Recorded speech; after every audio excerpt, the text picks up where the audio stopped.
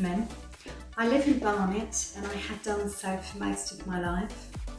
Both of my parents were born on the tropical island of Mauritius, which is the influence for most of my cooking. Today I'm going to be cooking a dal recipe, and this is one of the many dishes that my mum cooked as I was growing up. Diabetes is common in my family due to high sugar, salt and fats in our diet.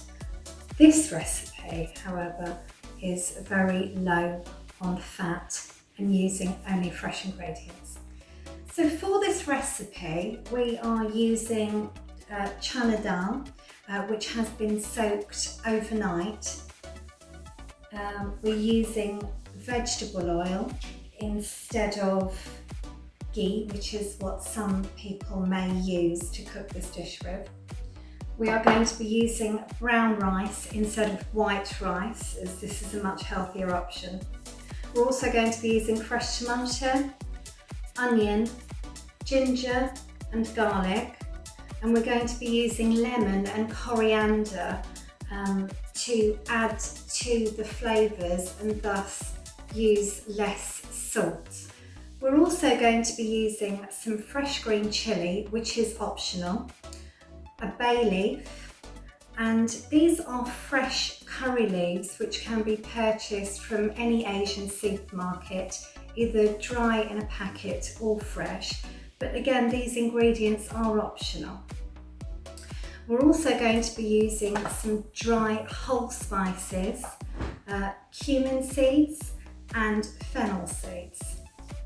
And then we're also going to be using brown spices, cumin powder, coriander seed powder, garam masala and turmeric. You can also use chili powder if you wish to. Brown rice is high in fibre as it is less processed than white rice. Brown rice still contains the bran and the germ, and this is where all the minerals and vitamins are in the rice. Ghee is clarified butter. It has a higher fat content as its water and milk solids have been removed. Eating ghee regularly can contribute to high cholesterol and lead to heart disease. Eating large amounts of salt is linked to high blood pressure. To add additional flavour to this recipe, I have used lemon and fresh coriander, hence I've been able to reduce the amount of salt that I use. A high fibre diet reduces the risk of cholesterol, generally contains less calories and promotes blood sugar control and helps with digestion.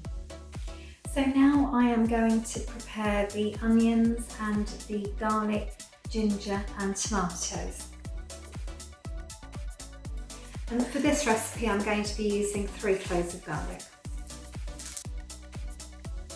And now I'm going to prepare the ginger. And the idea is if you can chop the ginger and the garlic as finely as you possibly can. Now I'm going to chop the tomato, and we use fresh tomatoes to add to the flavour of the dish. In this pot I have the chana dal simmering, and what I'm going to do is I'm going to take away the froth on the top.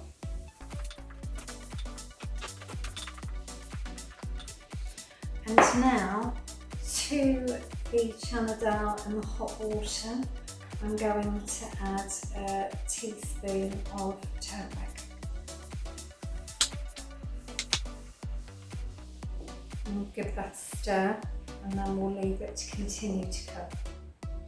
Right, to a pan that's been sitting on the heat for a moment or two, we're going to add the oil. It's nice to add the oil to a pan that's already warm.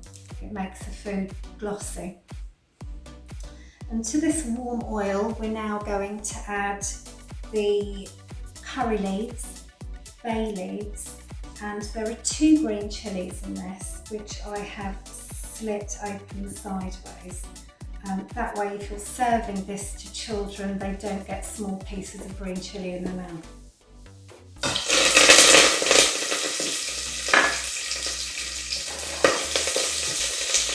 To this we're also going to add a teaspoon of cumin seeds and about a quarter teaspoon of fennel seeds.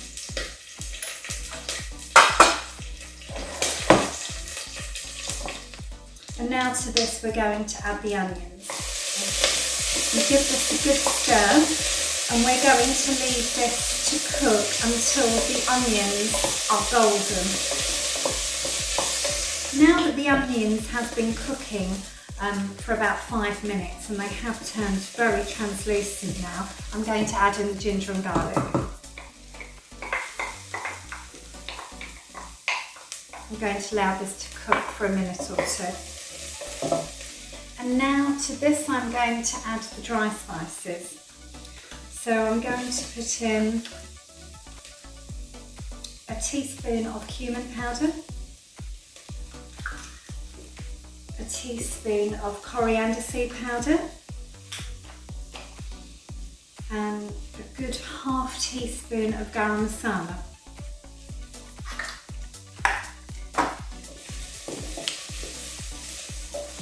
If this starts to stick, then do add a little bit of water.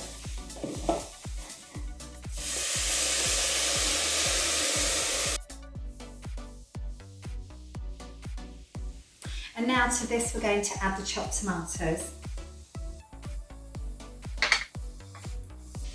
This now has to cook for about 5 minutes. And what we're going to do is we're going to cook the tomatoes down until we see the oil just start to separate from the tomatoes, and that's when you know the sauce is cooked well enough to then add the chana dal. So now that the tomatoes is cooked down with the onions and the ginger, garlic and all of the spices, I'm going to transfer this to the chana dal, which has been simmering away in the hot water.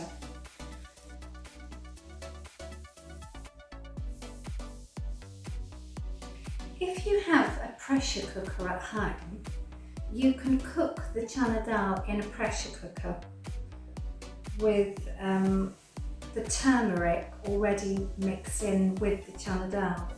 But if you do not have a pressure cooker, then cooking this on the hob and allowing the chana dal to cook for as long as it needs to until the chana dal is soft. So while this is simmering, we're going to let the sauce that we cooked cook in with the chana dal for a while, and then we're going to add some salt to taste. Please remember to limit your salt that you add to food, as a high salt diet contributes to heart disease and diabetes. And now I'm going to chop the coriander and slice some lemon, and they will be the final ingredients in the chana dal. Red meat and processed foods are full of saturated fat.